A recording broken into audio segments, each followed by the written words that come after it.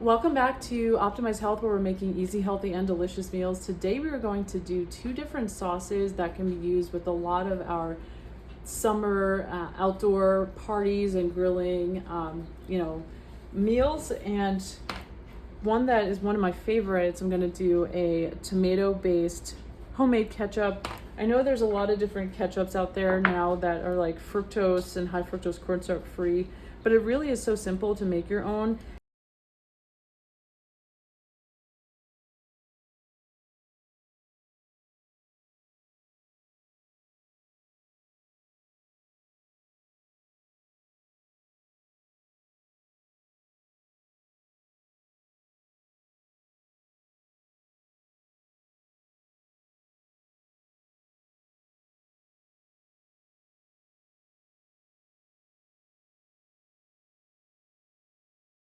And you can kind of customize it with flavors that you like. You can make it a little bit spicy or a little more herb flavored. So I like to use about 1.5 to 2 tablespoons of an organic tomato paste, and I'm hoping you can see that there.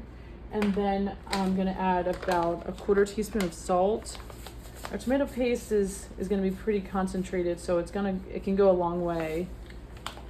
I like to add garlic powder,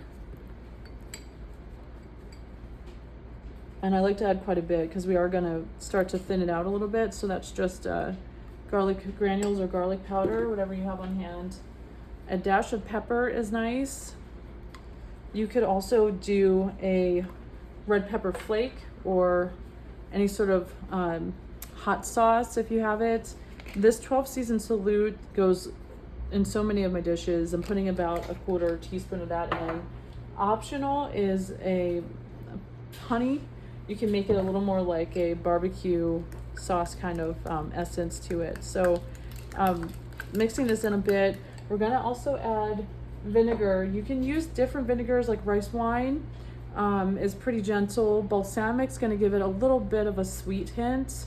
And I do really love apple cider vinegar, but it can make it a little more of a bitter kind of background flavor. So be careful with that. And typically we do sweeten up the ketchup a little bit. I love to use stevia in most of my cooking and baking. And it can be pretty concentrated. It's a very sweet plant, but it is all natural in small quantities. It's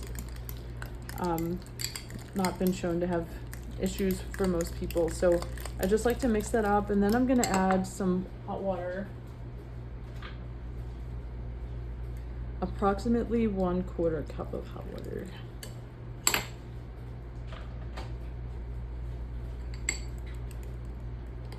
And you can gently stir that in, and it will thicken over time too. So kind of get it to the consistency that you want. But with about 1 tablespoon to 1.5 tablespoons of tomato paste, you should be good with about 1/4 cup of water. I use this fork. I'm simple, as you probably will learn if you haven't seen other videos, but they make all sorts of gadgets, and go ahead if you want to use like the blender or something. But I assure you it will taste just fine. It's not too clumpy, and you could definitely be done in just that 1.5 minutes it took us to do it. The other one I'm gonna make is this is a ranch dressing.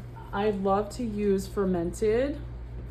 So I'm gonna rinse this fork real quick, and we are going to do a plain goat yogurt. And this is like just a whole milk goat yogurt from Trader Joe's. I'm gonna try to get this out with a fork because it's easy. Just making as much as I think we're gonna eat. Probably gonna start with about 1.5 tablespoons again. Adding a little more sea salt for this one.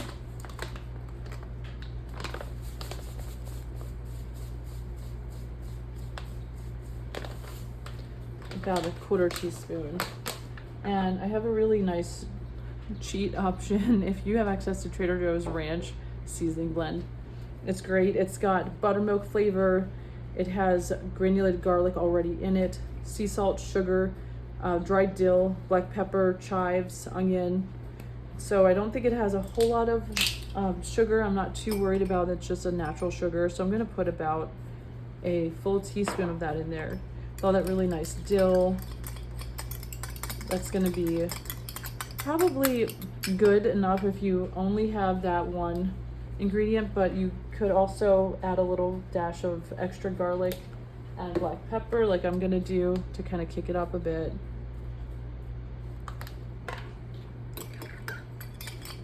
I love how simple this is. Please let us know what you think.